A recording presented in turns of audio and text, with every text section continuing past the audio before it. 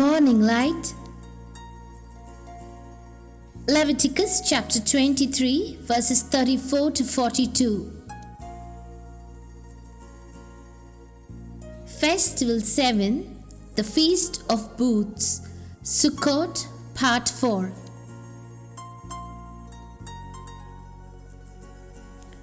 Festival of Booths, the hidden plan in the sacrifices, Part 1.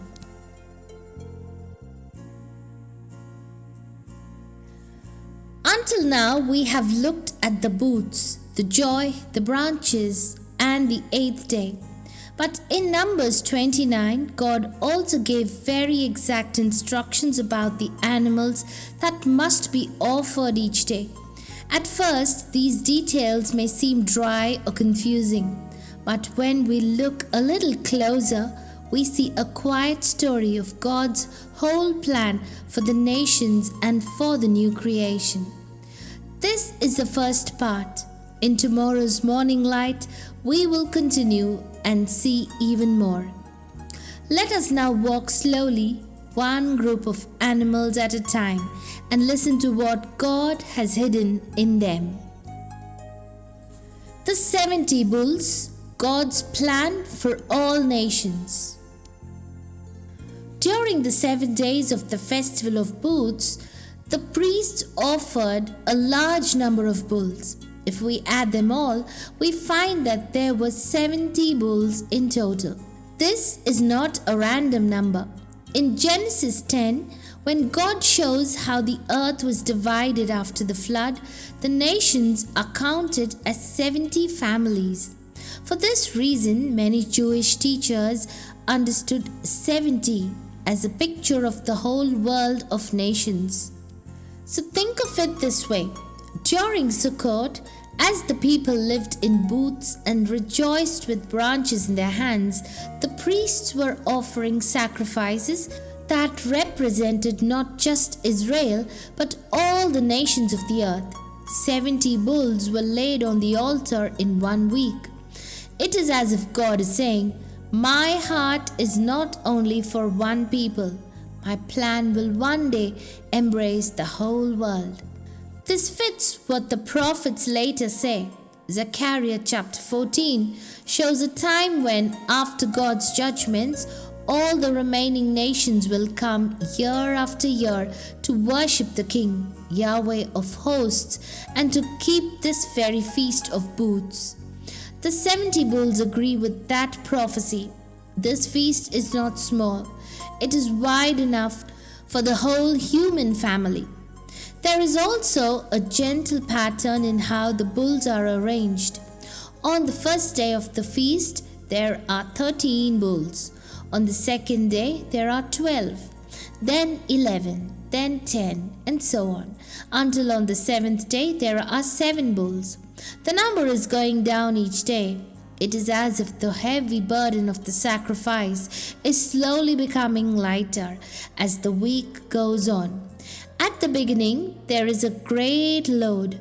By the end, we are moving nearer to peace and rest. This pattern quietly matches the big story of the Bible. In the early ages of mankind, sin and violence filled the earth. The judgment of the flood, the scattering at Babel, the slavery in Egypt, all shows how heavy the problem of sin is. Later, God gives the law. Then the prophets, then in the fullness of time, He sends His Son. Christ dies, rises, and sends the Holy Spirit. The gospel goes out. In the future, the kingdom will be set up. Step by step, through many ages, God is moving His plan forward, until finally the curse is removed, and there shall be no more curse, and God shall be all in all. The bulls that go down day by day reminds us the story is moving towards rest. God has not forgotten the nations. He will not leave the world forever in pain and war. He has counted every bull, every nation, every step. For the new creation, this gives comfort and also responsibility. We are not called only for ourselves. The same God who ordered 70 bulls for the 70 nations asks us to carry in our hearts the people of every tongue and tribe. In our prayers, in our witness, in our love, we join our small sacrifices to His greater plan for the whole earth. The 14 rams, double perfection in God's people. Alongside the bulls, another animal stands every day in the feast, the ram. In Numbers 29, we are told that for each of the 7 days of the festival of booths, there must be 2 rams. That means 14 rams in total across the week. 14 is simply 2 times 7. 7 in scripture often speaks of completeness or perfection. 14 can hint at the kind of double completeness. Rams are used in the law as burnt offerings. A burnt offering is not eaten by the people. It is wholly given to God on the altar.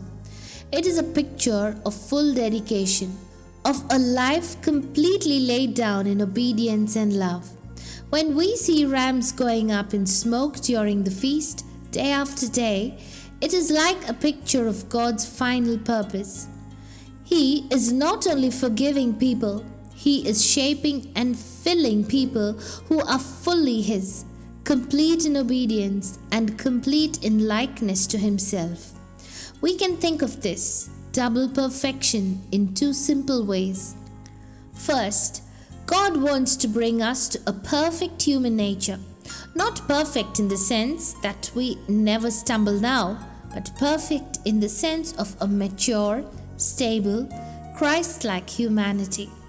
In the end of His plan, He will have men and women who are truly human as He designed, clean and conscious, steady in obedience, full of love, wise in judgment, no longer pulled back and forth by sin. Hebrews speaks of those who by reason of use have their senses exercised to discern both good and evil. This is a fully trained, grown human character. Second, God wants to bring us into perfect likeness to His own image. Romans chapter 8 verse 29 says that God has predestined us to be conformed to the image of His Son. 2 Corinthians chapter 3 verse 18 adds that as we behold the glory Yahweh, we are changed into the same image from glory to glory. One day this process will be completed when we are made immortal. Paul writes this mortal must be put on immortality, and this corruptible must put on incorruption. Then the new creation will not only be good human beings, they will reflect the very character of God in a stable, glorious way. Human nature restored and God's image fully formed. That is double perfection. The 14 rams can remind us that God's plan is not half work. He will finish what He started. He is not only saving us from the penalty of sin, He is also forming in us a life that is fully dedicated, like a burnt offering, and filling us with His own likeness. There is one more sweet detail. On the 7 days of the feast, there are always 2 rams. But on the 8th day, the closing assembly, there is only 1 ram. The daily pattern of 2 rams disappears. The festival comes to its solemn end with a single ram. This can gently picture the final result of God's long work.